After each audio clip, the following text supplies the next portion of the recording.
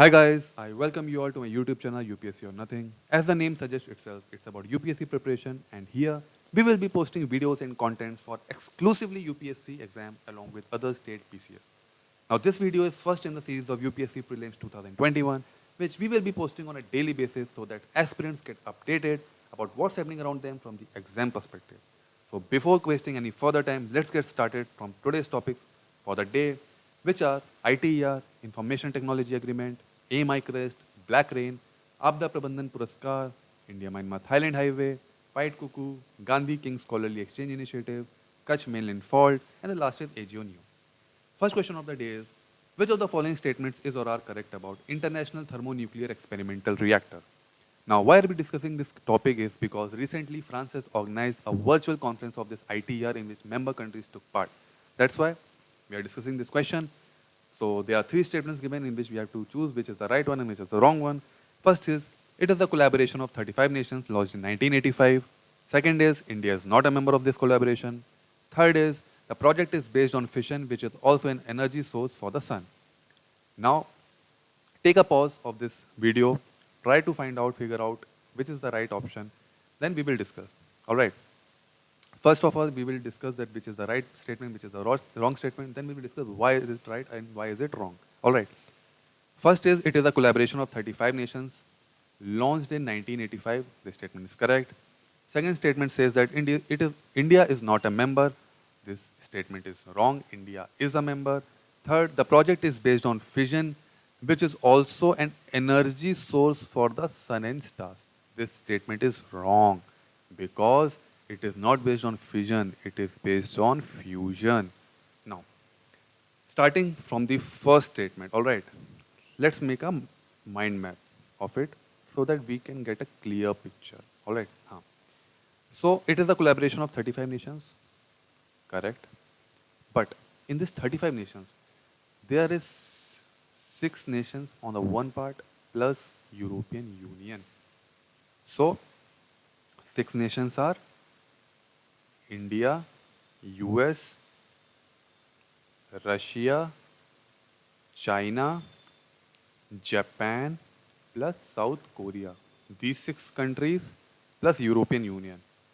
See, the construction cost of this project is equally divided among the nations, but European Union has the highest responsibility or the highest bearing cost. All right, and rest of the remainder cost is equally divided among the 6 nations, which is 9.1% of the project cost. All right. Another thing is that whatever the result, whatever the patents, whatever the research comes out of this project is going to be equally divided among the member countries. ठीक है? Another thing, इससे आपको पता चली गया है कि India is a member, right? Now third statement के बारे में एक बहुत इंटरेस्टिंग चीज़ है कि अगर आपको ये स्टेटमेंट पता नहीं है, लेकिन तब भी आप एक बेसिक नॉलेज, बेसिक साइंस की नॉलेज अगर आपने स्कूल में अच्छे से एनसीईआरटीज़ पढ़ी हैं या फिर आपने अच्छे से पढ़ाई की है, तो आप इस आंसर में डिराइव कर सकते हो अगर आपको पता नहीं कि फिजन पे बेस्ड है या फ्यूजन पे बेस्ड है। अगर आप इस स्टेटमेंट के दूसरे पार्ट को देखो तो इसमें लिखा है कि it is an energy source for the sun and stars. अब आपको पता होना चाहिए कि सन एंड स्टार्स जो एनर्जी डिराइव करते हैं वो फिजन से नहीं करते हैं, वो फ्यूजन से करते हैं। तो अगर आपको ये चीज़ पता होती तो आप ये चीज़ कनेक्ट कर सकते थे कि this project is not based on fission, based on fusion, अगर ये energy source for the sun and stars भी है। ठीक है। Another thing we should know is that there are 2 types of nuclear reactions, fission and fusion. Fission में क्या होता है कि एक जो आपका न्यूक्लियस होता है वो 2 में डिवाइड हो जाता है, फ्यूजन में जो 2 एटम्स होते हैं वो मिल के करते हैं और उन, है ना, ये चीज़ बस एक में 2 अलग हो जाते हैं, सेपरेट हो जाते हैं, उसके बीच में जो मास का जो डिफरेंस आता है वो एनर्जी प्रोड्यूस करता है। फ्यूजन में जो 2 होते हैं वो मिल के जो एनर्जी प्रोड्यूस करते हैं उनको एक कैटलिस्ट की ज़रूरत होती है। इस तरीके से फ्यूजन और फ्यूजन काम करता है, but that's not what we are trying to study here. ठीक है। Another thing we should know about ITER, another thing we should know about ITER is कि इसका एम क्या था भाई, इस प्रोजेक्ट को बनाने के लिए, इसको पीछे का रिसर्च करने के लिए इसका एम क्या था। सी, हमारे वर्ल्ड में जितने भी कमर्शियल रिएक्टर्स हैं वो सारे फ्यूजन रिएक्शंस पे बेस्ड हैं और आपको पता है कि ITR फ्यूजन में बेस्ड है, which makes it one of the largest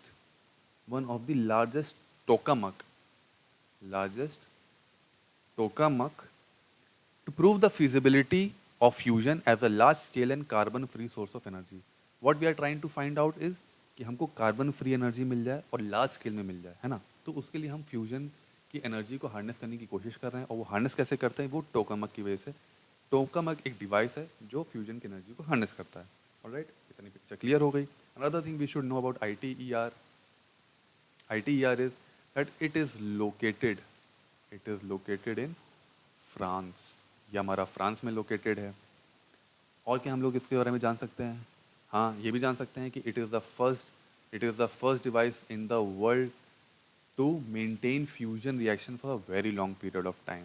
तो ये एक बहुत ही इंटरेस्टिंग फैक्ट है। अनदर थिंग फ्यूजन और फ्यूजन के बारे में, फिजन वर्सेस फ्यूजन, कि हमारा जो हाइड्रोजन बॉम्ब है that is based on fusion reaction. Hydrogen bomb, आपको पता है दो एटम मिलके करते हैं तो हाइड्रोजन बॉम्ब, है ना? तो हाइड्रोजन बॉम्ब उस पे है, और जो हमारा नॉर्मल न्यूक्लियर बॉम्ब है वो फ्यूजन रिएक्शन पे बेस्ड है। जो हमारा नॉर्मल न्यूक्लियर है बॉम्ब है वो फिजन पे है, और हाइड्रोजन फ्यूजन पे है। तो ये कुछ बेसिक फैक्ट्स है, आप इसके नोट्स अच्छे से बना लिए। मैं बहुत ही रफ वे में बना रहा हूँ क्योंकि हमको ये वीडियो शॉर्ट बनाना है, इसलिए। ठीक है, moving on, next question. Which of the following statements is और are correct about information technology agreement? अब हम लोग ये टॉपिक क्यों डिस्कस कर रहे हैं?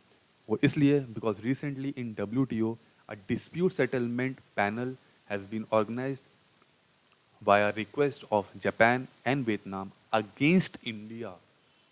क्यों? क्योंकि they are claiming that India is, you know, proposing some custom duties of around 20% on the IT products which are included under the, you know, zero bound rates। एक होता है बाउंड रेट्स होता है, उसके अंडर में हो रहा है। चलो उसके बारे में आगे डिस्कस करेंगे। First will see the statements. First, it is a plurilateral agreement enforced by WTO at Nairobi Ministerial Conference in 2015. Second option, its aim is to lower all taxes and tariffs on IT products by signatories to zero. Third, India is a signatory. Options are 1 only, 1 and 2 only, 2 and 3 only, and 1 and 3 only. Pause करिए, try to figure out, discuss करते हैं। ठीक है, अपना जो पहला statement है, it says that it is a plurilateral agreement enforced by WTO। इतना पार्ट सही है, but at Nairobi ministerial conference in 2015 this is wrong. It is a plurilateral agreement enforced by WTO at Singapore, at Singapore conference held in 1996। ठीक है, तो ये आपका statement गलत होता है। दूसरा स्टेटमेंट है, its aim is to lower all taxes and tariffs on IT products by signatories to zero. ये हमारा स्टेटमेंट बिल्कुल सही है। इसका एम यही था कि ताकि सारे टैक्सेस एंड टैरिफ्स जो IT प्रोडक्ट्स में यूज होते हैं वो लो हो जाएं और एक्सपोर्ट्स को बूस्ट मिले। Third, India is a signatory, this is also right statement. तो हमारा सही ऑप्शन हो जाते हैं option C 2 and 3। Now starting from the above, जो ये नैरोबी मिनिस्ट्रियल कॉन्फ्रेंस हमने क्यों लिखा है यहाँ पे? वो इसलिए लिखा है क्योंकि यहाँ पे ITA 2 भी हुआ था, वो यहाँ पे एक्सपैंड हुआ था। बेसिकली ITA 1 को ही, ITA में होता क्या है बेसिकली, पहले तो हम इसको डिस्कस करते हैं कि ITA में there are certain products, there are list of products which are included in this, in which zero taxes and tariffs are proposed. ठीक है, उनमें कोई भी टैक्सेस या टैरिफ्स नहीं लगते हैं। ठीक है, ये हुआ था। अब हुआ क्या, उसके बाद क्या हुआ कि 2015 में, ये सिंगापुर की बात है, 2015 में ITA 2 प्रपोज हुआ बाय डेवलप्ड नेशंस, जिसमें बोला गया कि जो ये लिस्ट ऑफ IT प्रोडक्ट्स है उसको एक्सपैंड किया जाए। तो expansion of list of products, जिसमें से कुछ 50 नेशंस थे जिन्होंने अग्री किया था, बट इंडिया उनमें से नहीं है। India is not a signatory of ITA 2। ITA 2 का इंडिया सिग्नेटरी नहीं है। ये सही है क्योंकि ITA के बारे में पूछा गया, बट ITA 2 के बारे में अगर पूछा होगा तो India is not a signatory. उसका रीजन सिर्फ यही था because ITA 1 was not very fruitful for India. It was very discouraging because it did not give any boost to Indian IT products industry. Rather, China was the one basically which gained very much from this IT agreement, but not India. So this was something which we should know about this particular topic. Another thing is, let's move on to next topic, which is question number 3. Which of the following statements is or are correct about AIM iCrest?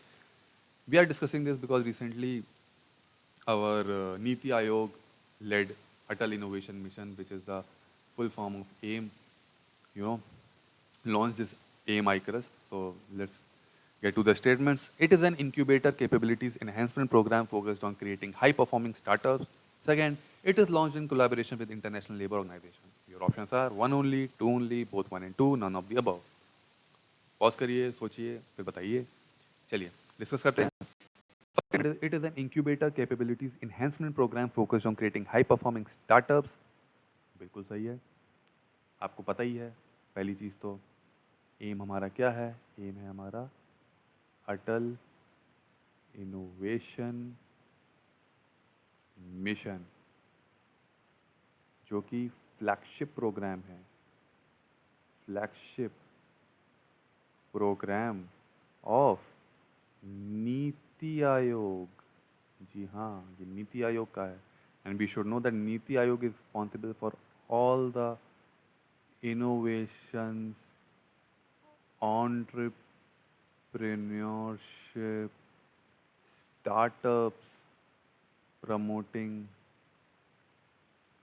initiatives, जिसने बहुत कुछ किया है, propose किया है innovations को inculcate करने के लिए और सोसाइटी में एंटरप्रेन्योरशिप को प्रमोट करने के लिए, स्टार्टअप्स को प्रमोट करने के लिए ये सब चीज़ें हो रही हैं नीति आयोग की तरफ से.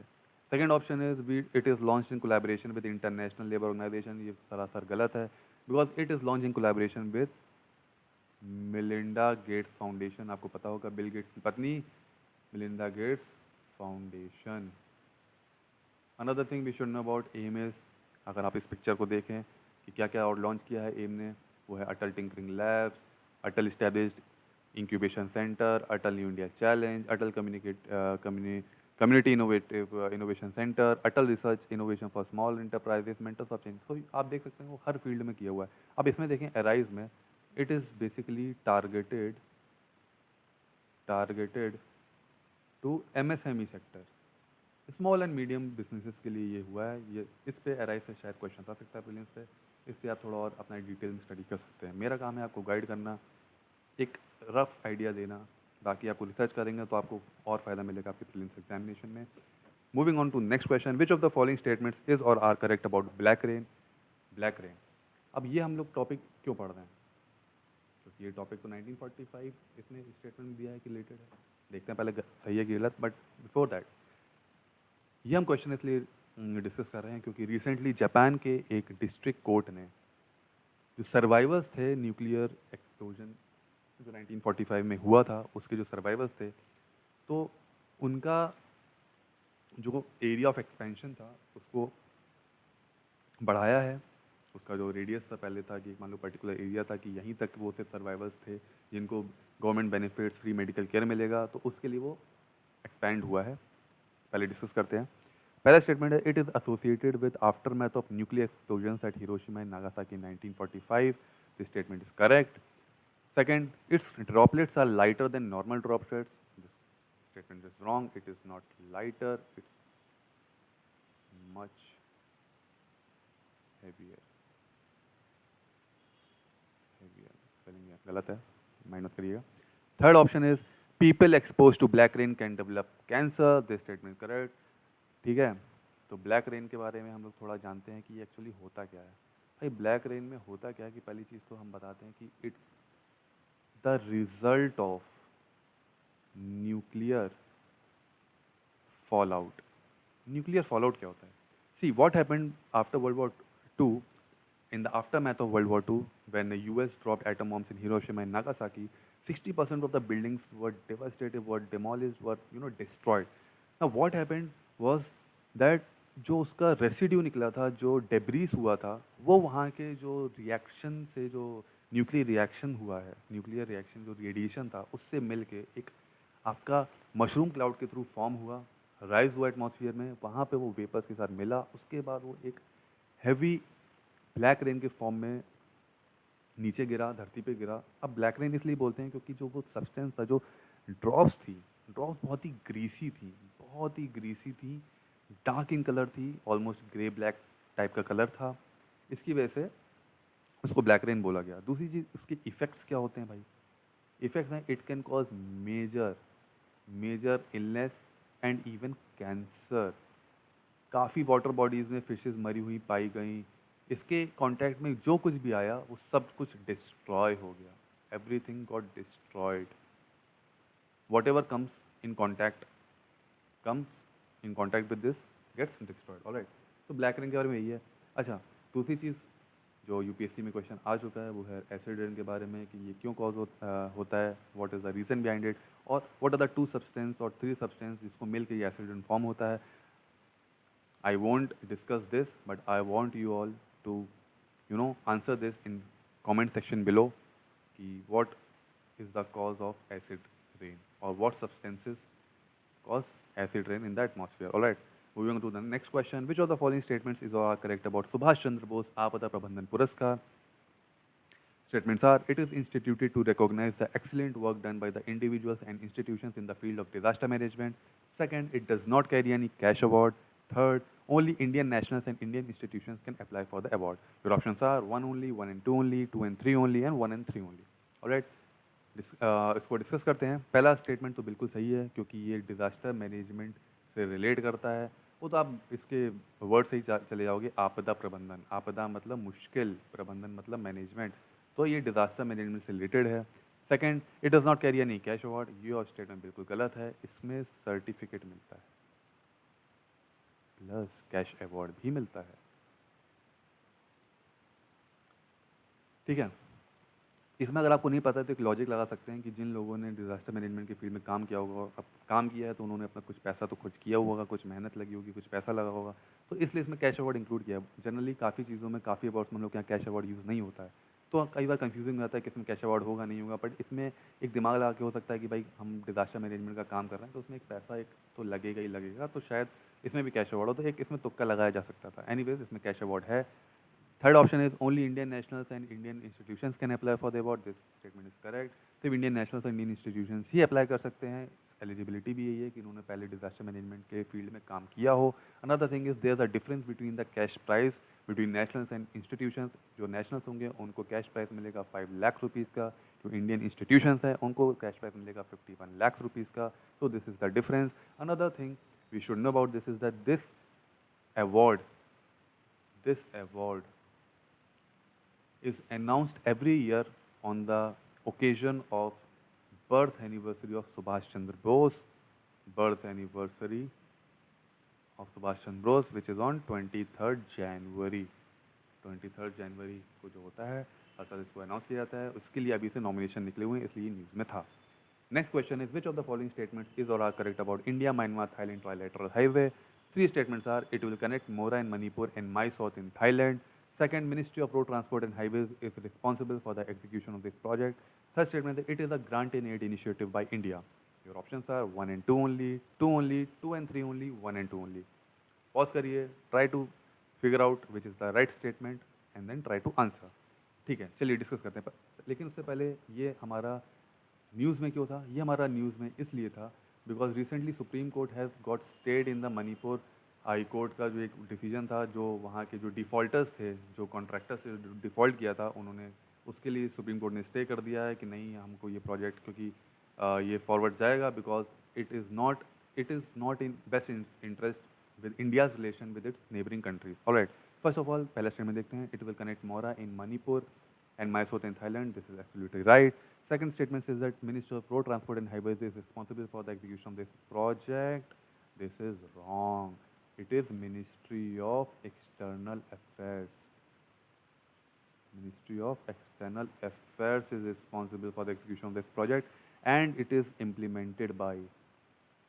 It is implemented by National highways authority of India. Authority of India, ठीक है। और ये मिनिस्ट्री ऑफ एक्सटर्नल अफेयर्स की पेटिशन की वजह से ही था कि सुप्रीम कोर्ट ने ये स्टे लगाया हुआ है. Third statement is it is a grant in aid initiative by India. This statement is right. This is an initiative by India under its Act East Policy. Act East Policy के अंदर इसको India develop कर रहा है. And it is जो generally होता है to promote people to people exchange, cultural exchange, transport, easement, you know, trade, boost, ये सब सारे रीजंस हैं. Another thing is it is also propose that this three country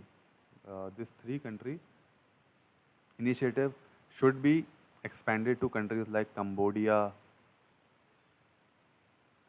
Laos, Vietnam, you know.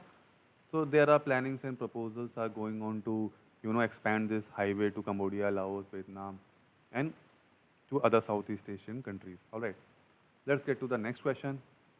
You can see, before that, you can see this map in which we are seeing this Mora, India. This is in Manipur, connecting to Myanmar, Mandalay, Yangon to Mysore in Thailand. And the plans are to expand it eastwards. Okay? Okay. Moving on to the next questions. Consider the following statements about pied cuckoo and choose the incorrect statement. Now, first of all, we are discussing this question because Wildlife Institute of India has recently launched a program in which two pied cuckoos are tagged with, you know, satellite transmitters so that we can trace their migratory path and the reasons behind all the changes in their path. Okay. So let's get with the statement. It is known for its close association with monsoon in India. Second, there are three types of pied cuckoos found in India. Third, its IUCN status is endangered. Options are 1 only, 1 and 2 only, 2 and 3 only, and 3 only. Pause and try to figure out, then we will discuss it. All right. First statement says that it is known for its close association with monsoon in India. It is an absolutely right option. Second is there are three types of pied cuckoos found in India. This is wrong. There are not three types. There are two types which are found in southern India and northern and central India. ठीक है. तो जो north और central India है और southern India है, तो इनमें जो स्पीशीज फाउंड होती हैं, जो बर्ड्स फाइंड होती हैं, ये वाली माइग्रेटरी हैं. These are migratory and these are resident. जो साउथ इंडिया में पाई जाती हैं वो रेसिडेंट हैं, जो नॉर्थ और सेंट्रल इंडिया में पाई जाती हैं वो माइग्रेटरी हैं. ठीक है. Its IUCN status is endangered. This statement is also wrong. These are least concern. तो हमारे 2 and 3 रॉन्ग हो गए, 1 गलत, 1 इज करेक्ट. बट अगर आप क्वेश्चन देखो इसमें हमको इनकरेक्ट स्टेटमेंट बताना है. इनकरेक्ट स्टेटमेंट बताना है, इसलिए हमारा ऑप्शन है सी, ना कि ए. ठीक है. Another thing we should know about this pied cuckoo is that ये एक ब्लैक और वाइट कलर की होती है. Let me show you the picture. See, it has got black and white color and you can see there's a small very fancy crest in its head, right? जो कि बहुत ही अच्छा लगता है देखने में. another thing about this breed is it is arboreal in nature.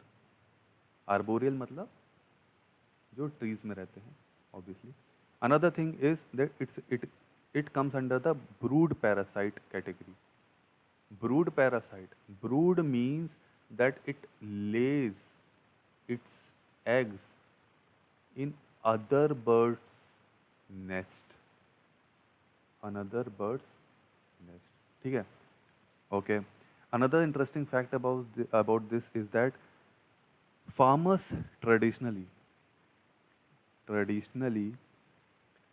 farmers used to rely on the arrival of this pied cuckoo as a signal of arrival of monsoon and seed sowing. मतलब इनके आने की वजह से उनको पता चलता था कि मानसून आ गया है इंडिया में. ऑलराइट. ये एक बहुत इंटरेस्टिंग फैक्ट है जो हिस्टोरिकली था. Another thing is that one of the few species that come to India in summer. Most of the species in India come in winter, right? But this species is one of the few which comes to India in summer. ये summer में आती हैं. Another thing they are found in Africa and Asia. Another thing जो हिमालय में आती हैं, जो हिमालय में जो बर्ड्स आती हैं, वो बोला जाता है वो अफ्रीका से आती हैं। तो basically this is the thing. And जो wildlife institute of India ने जो ये चीज़ निकाली है, जो ये टैगिंग की हुई है, वो इसलिए ताकि उससे हम मानसून के बारे में पता लगा सकें। What are the changes going in the monsoon, what are the you know everything about monsoon, क्योंकि ये बर्ड्स का माइग्रेशन मानसून से बहुत ज़्यादा रिलेट करता है। Okay, coming to the next question, which of the following statements is और are correct about South China Sea? First statement is it is located in Western Pacific Ocean. Second is it is surrounded by 6 countries. Third is the region is rich in untapped oil and natural gas reserves. Options are 1 only, 1 and 2 only, 1 and 3 only, 2 and 3 only. तो पहला का statement हम देखें, it is located in western Pacific ocean, this statement is correct. Second is it is surrounded by 6 countries. This option is wrong. It is not surrounded by 6 countries. It is surrounded by 8 countries. मैं आपको नाम बता देता, but I want you guys to find it in Google and comment on the section below कि what are these 8 countries, what are these 8 countries जो south China सी से border रखती हैं. Another thing is the region is rich in untapped oil and natural gas reserves. This is a right statement. So option 1 and option 3 are correct. So C is the right option. Another thing is that this is a very disputed region, and the reason is here in this statement that it is rich in untapped oil and natural gas reserves, and mostly all the countries which are surrounding this South China Sea are claiming on the region. Another thing is you should know about South China Sea is wait 9 dash line. 9 dash line is claimed by China. तो अगर कभी भी 9 dash line का आता है तो हमको पता होना चाहिए कि it is associated by South China Sea, SCA से रिलेटेड करता है. Another thing is there are few islands which are in you know conflict between countries like Spratly Island, Paracel Island.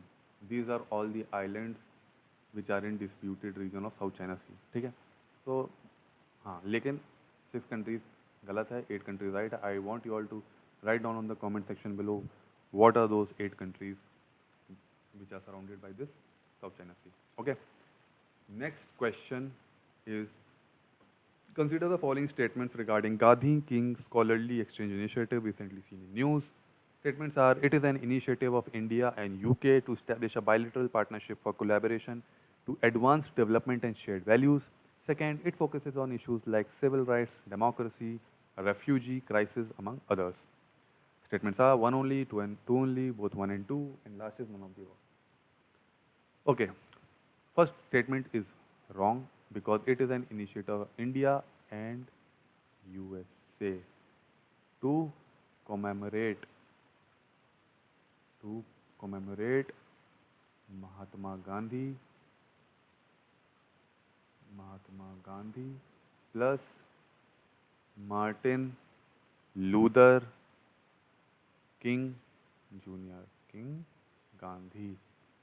ठीक है. Another thing is it focuses on issues like civil rights, democracy, refugee crisis, among others. It's the right statement. Another thing, it is being done by US aid plus Indian government initiative plus NGOs. Another thing is that we will, share the professionals every year simultaneously in India, and not simultaneously, one by one in India and US to collaborate our engagement. And this is all about Gandhi King Scholarly Exchange Initiative. You should know which countries are included between in this initiative, which is India and US, and it focuses on issues like civil rights, democracy, refugee crisis, among non-violence, how it is still relevant in today's world order. All right. Next question is, which of the following statements are correct about Kutch mainland fault? Two statements are, it is a major east-west trending fault. तो हमको इसमें ये देखना है कि ये क्या east west है कि नॉर्थ साउथ है. दूसरा है, it has been dormant for the last 500 odd years. Statements are 1 only, 2 only, both 1 and 2, none of the above. First statement is correct. It is the east-west trending fault. ये east to waste जाता है, ना कि north to south. तो ये east west है, इसलिए option सही है. दूसरा, it has been dormant for the last 500 odd years. So this is statement is wrong. It is not 500. It is 1000. More than 1000 odd years. All right. Next thing we should know about this thing is कि recently अभी गुजरात में जो earthquakes आए थे, क्या वो KMF की वजह से थे? तो ऐसा नहीं है, KMF की वजह से नहीं थे। 2001 में जो आए थे वो शायद इसकी वजह से थे, पर ये नहीं था। इसलिए हम लोग पढ़ रहे हैं, हमको बस इतना पता होना चाहिए कि ईस्ट वेस्ट ट्रेंडिंग फॉल्ट है, 1000 से ऑड है। और आपको पता ही है कि वहाँ का कच्छ में कितने अर्थक्वेक्स आते रहते हैं। वो क्यों? क्योंकि वो इसी फॉल्ट की वजह से, मतलब मेजरली जो आते हैं उस फॉल्ट की वजह से। इसमें रिसर्च चल रही है कि आगे आने वाले टाइम में, इससे पहले जितना जो टाइम था जब ये चल रहा है, इसमें कितने मेजर अर्थक्वेक्स आए हुए थे, ठीक है। इसलिए ये न्यूज़ में था। Next question is the AJO Neo was recently seen in news is a nano-based coating material used to improve durability. Second, a community-driven platform used for leveraging blockchain technology. Third, a non-contact device used for measuring neonatal bilirubin level. Fourth is a large-size asteroid discovered between the orbits of Earth and Moon. हमको इसमें से सही चीज़ बतानी है कि जो ये AGO Neo है, ये है क्या चीज़। तो the right option is a non contact device use for measuring neonatal bilirubin level. This is the right statement.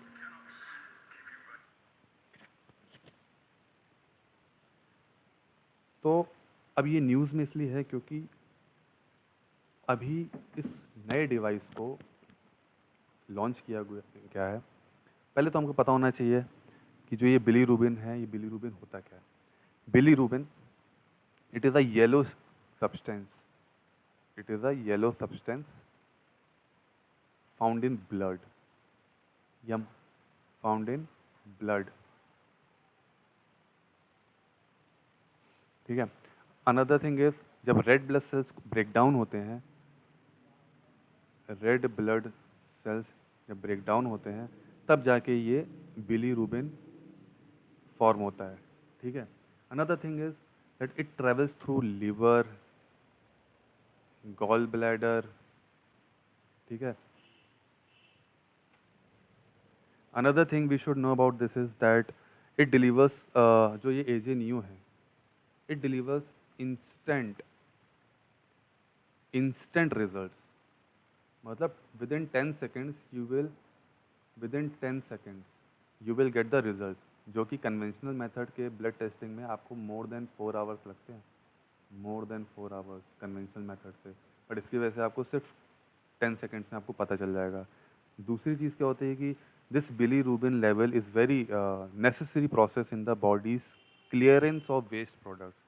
मतलब ये वहाँ के जो वेस्ट प्रोडक्ट्स होते हैं, जब हमारे red blood cells break down होते हैं, उसमें जो वेस्ट होता है वो निकालने के लिए बहुत ज़रूरी होता है। Another thing we should know about this thing is that जो ये बिलीरुबिन लेवल हम न्यू नेटल में जो स्क्रीन करते हैं, वो इसलिए करते हैं to reduce the incidence of a type of brain damage called kernicterus, which results from high levels of bilirubin. मतलब बिलीरुबिन का अगर लेवल बहुत हाई हो जाएगा तो उसमें दिक्कत बहुत होती है, ठीक है।